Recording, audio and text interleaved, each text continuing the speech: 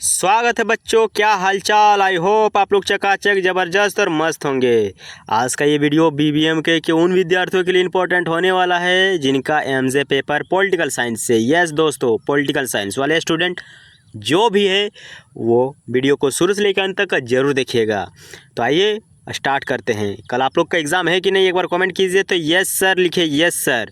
तो आज हमारे बीच पहला प्रश्न है और बहुत ही इंटरेस्टिंग साथ ही इम्पोर्टेंट प्रश्न। ओके, प्रश्न है क्या? राजा राम मोहन राय आधुनिक भारत के जनक और भारतीय पुनर्जागरण के अग्रदूत थे। ये हम सबको पता है कि जो राजा राम मोहन राय थे वो आधुनिक भारत के जनक है और साथ ही भारतीय पुनर्जागरण के अग्रदूत थे। इस कथन की हमें तर्कपूर्ण समीक्षा करना है। ओके, तो ये प्रश्न बहुत इंपॉर्टेंट है दोस्तों। मैं आपको वही प्रश्न कराऊंगा जो बहुत इंपॉर्टेंट है। चलिए, इसका आंसर आपको लिखना है प्रस्तावना से, यानी इंट्रोडक्शन से। सबसे पहले आपको लिखना है क्या? 18वीं शताब्दी का अंत और 19वीं शताब्दी का जो आरंभ हुआ उस समय भारतीय इतिहास में अंधकार का युग चल रहा था। यानी 18वीं शताब्दी का जब अंत हुआ और 19वीं शताब्दी का जब आरंभ हुआ तो उस समय जो भारत का इतिहास था वो थोड़ा अंधकार में जी रहा था, जहाँ समाज जो है ये सती प्रथा, बाल विवाह, छुआछूत जैसी कुरीतियों से जुड़ा हुआ था। ओके, तो हमारा जो 18वीं और 19वीं शताब्दी ये जो टाइम पीरियड है, इस समय हमारे समाज पर क्या क्या था? सती प्रथा, बाल विवाह और छुआछूत जो है, इन सब चीज़ों का बहुत ही ज़ोर शोर से चलन था।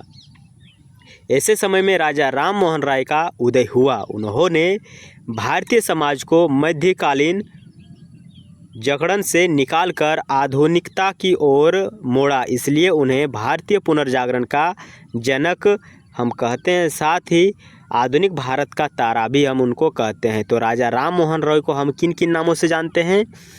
पहला तो हम उनको जानते हैं भारतीय पुनर्जागरण का जनक, साथ ही आधुनिक भारत का तारा। इनको आप याद रखिएगा, काफ़ी इंपॉर्टेंट पर्सन है। ओके, चलिए फिर आपको लिखना है क्या? धार्मिक सुधार और ब्रह्म समाज। तो राजा राम मोहन राय का मानना था कि हिंदू धर्म मूल शिक्षाएं तर्कसंगत हैं, लेकिन वर्तमान में इनमें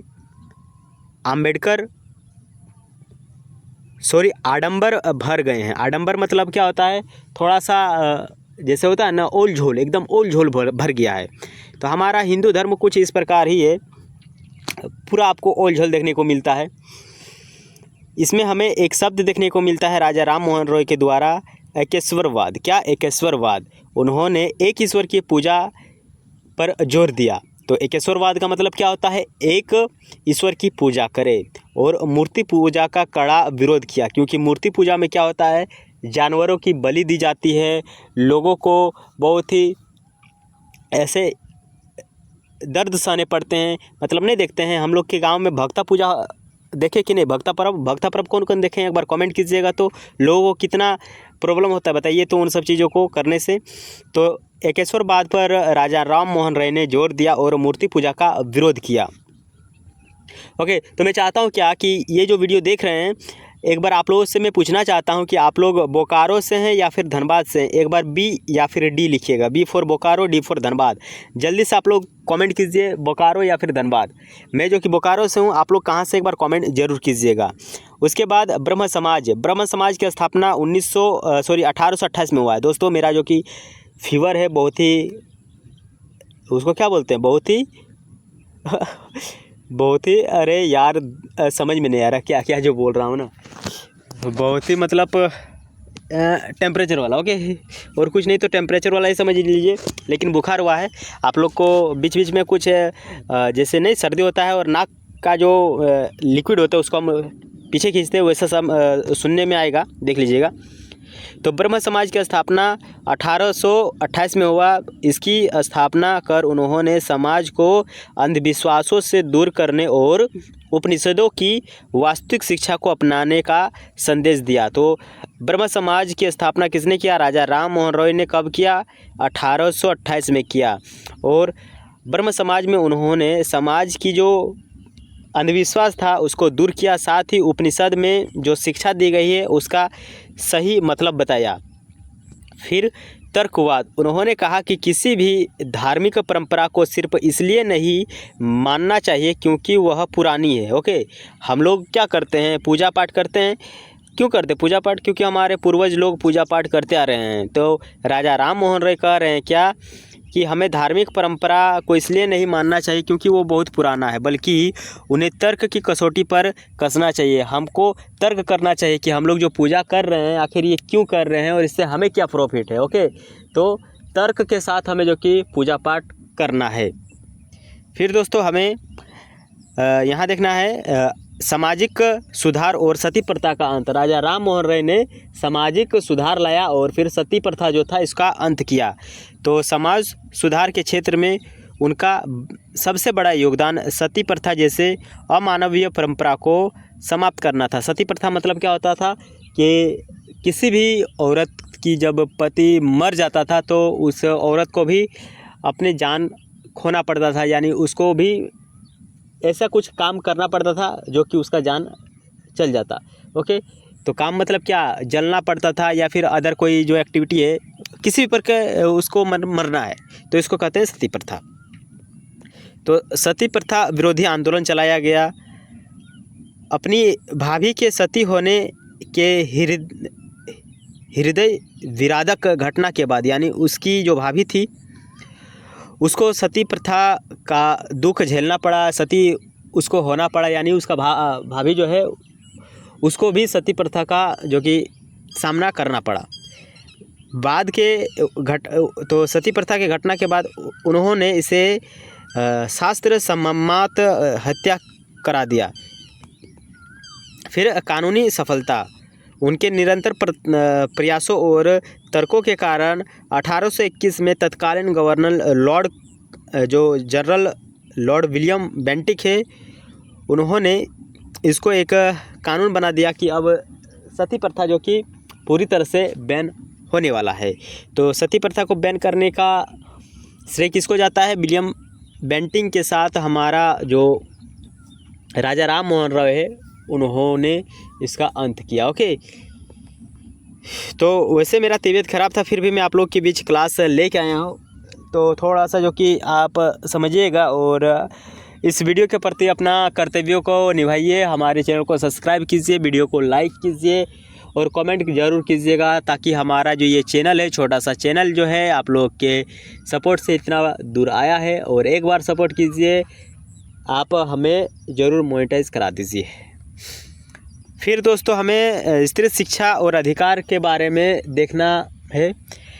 वे विधवा विवाह के समर्थक थे, यानी जिसका पति मर जाता है उसको सती प्रथा से तो मुक्त कराया ही, साथ ही उन औरतों को फिर से शादी करने की एक सामाजिक नियम के अनुसार उसको मान्यता प्राप्त किया कि हाँ, अब स्त्री लोग जिसका पति मर गया है वो भी अब शादी कर सकती है, यानी विधवा पुनर्विवाह के समर्थक थे।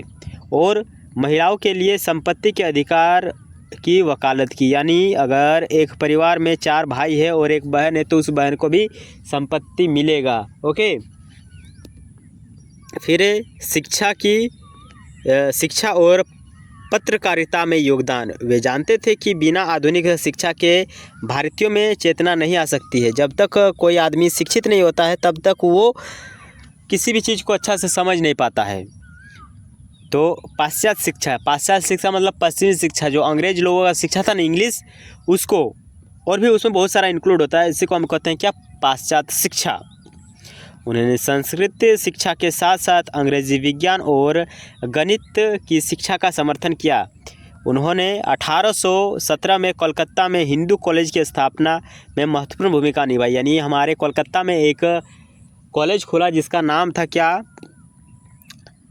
हिंदू कॉलेज। और ये कब बना था? 1817 में बना था, और इसका बनाने का श्रेय राजा राम मोहन रॉय को जाता है। आप लोग कमेंट करते रहिएगा कि आप लोग को समझ में आ रहा है कि नहीं। मैं आप लोग के बीच ये वीडियो बहुत ही कष्ट से लेकर आया हूँ।